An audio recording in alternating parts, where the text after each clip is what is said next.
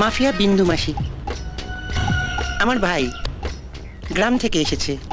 বিন্দু মাসি এদেরও শেষ করে দিতে চেয়েছিল, গাড়ি চাপা দিয়ে মারতে চেয়েছিল আমার ভাইয়ের বউকে। আমার ভাইয়ের বউ এখন হাসপাতালে। আপনি তো মাফিয়াদের পুষে রেখেছেন। আরে মুরারে, তোকে কুকুর পোষে, বিড়াল পোষে, মাফিয়া পোষি না।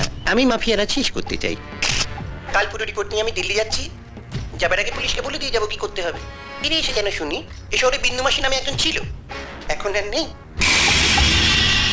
হারামি। মাসি থানা থেকে ফোন করেছে।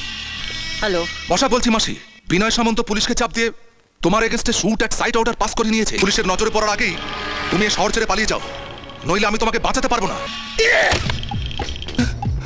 আমার কিছু হবে না তো? মাসির একটা গতি না হওয়া অব্দি আমি কলকাতায় থাকতে চাইছি না। না, বাড়িতে টিকিট নিয়ে আসতে হবে না, এয়ারপোর্টে দাঁড়িয়ে থাকো, 15 মিনিটের মধ্যে পৌঁছচ্ছি।